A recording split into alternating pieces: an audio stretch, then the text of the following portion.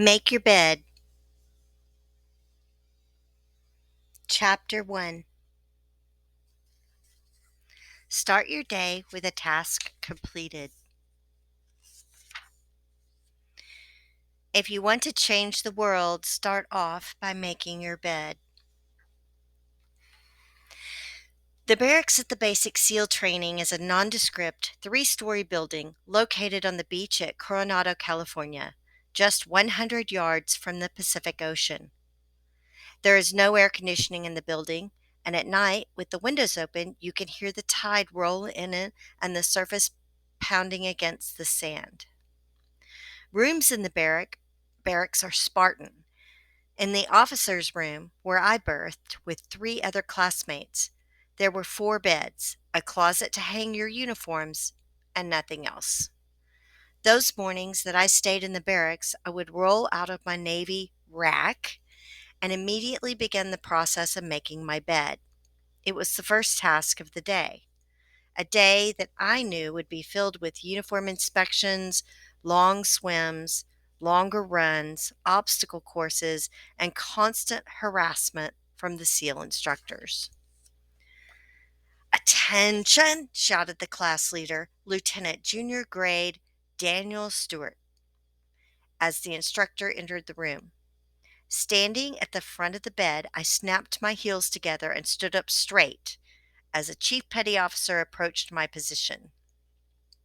The instructor, stern and expressionless, began the inspection by checking the starch in my green uniform. In my green uniform hat to ensure that the 8-sided cover was crisp and correctly blocked. Moving from top to bottom, his eyes looked over every inch of my uniform.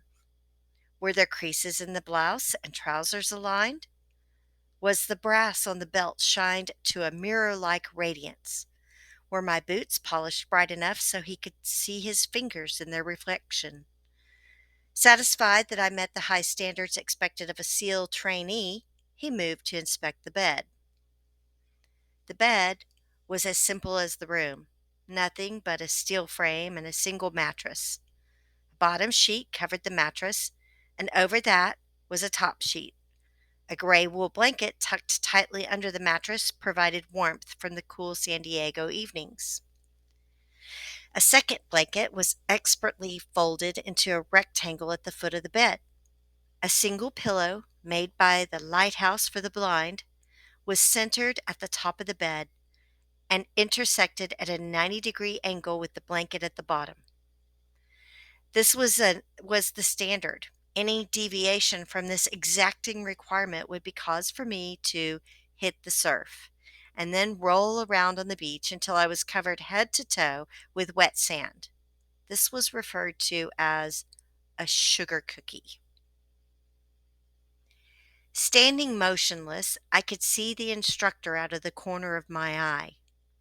He wearily looked at my bed. Bending over, he checked the hospital corners and then surveyed the blanket and the pillow to ensure they were correctly aligned. Then, reaching into his pocket, he pulled out a quarter and flipped it into the air several times to ensure I knew the final test of the bed was coming. With one final flip, the quarter flew high into the air and came down on the mattress with a light bounce. It jumped several inches off the bed, high enough for the instructor to catch it in his hand. Swinging around to face me, the instructor looked me in the eye and nodded. He never said a word. Making my bed correctly was not going to be an opportunity for praise. It was expected of me. It was my first task of the day, and doing it right was important. It demonstrated my discipline. It showed my attention to detail. And at the end of the day, it would be a reminder that I had done something well, something to be proud of, no matter how small the task. Throughout my life in the Navy, making my bed was the one constant that I could count on every day. As a young SEAL, ensign aboard the USS Grayback, a special operations submarine, I was berthed in sick bay, where the beds were stacked 4 high. The salty old doctor who ran sick bay insisted that I make my rack every morning.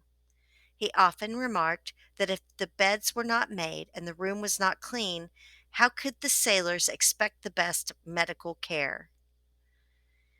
As I later found out, this sentiment of cleanliness and order applied to every aspect of military life.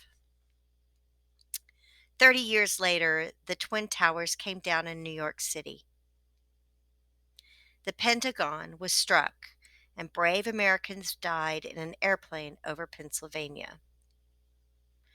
At the time of the attacks, I was recuperating in my home from a serious parachute accident. A hospital bed had been wheeled into my government quarters, and I spent most of the day lying on my back trying to recover. I wanted out of that bed more than anything else. Like every SEAL, I longed to be with my fellow warriors in the fight. When I was finally well enough to lift myself unaided from the bed, the first thing I did was pull the sheets up tight, adjust the pillow, and make sure the hospital bed looked presentable to all those who entered my home. It was my way of showing that I had conquered the injury and was moving forward with my life. Within 4 weeks of 9/11, I was transferred to the White House, where I spent the next 2 years in the newly formed Office of the Combating Terrorism. By October 2003, I was in Iraq at our makeshift headquarters on the Baghdad airfield. For the first few months, we slept on army cots. Nevertheless, I would wake up every morning, roll up my sleeping bag, place the pillow at the head of the cot, and get ready for the day. In December 2003, U.S. forces captured Saddam Hussein. He was held in confinement, during which time we kept him in a small room. He also slept on an army cot, but with the luxury of sheets and a blanket. Once a day, I would visit Saddam to ensure my soldiers were properly caring for him. I noticed with some sense of amusement that Saddam did not make his bed. The covers were always crumpled at the foot of his cot, and he rarely seemed inclined to straighten them. During the ensuing 10 years, I had the honor of working with some of the finest men and women in this nation. Excuse me. During the ensuing years, I had the honor of working with some of the finest men and women this nation has ever produced, from generals to privates, from admirals to seaman recruits, from ambassadors to clerk typists.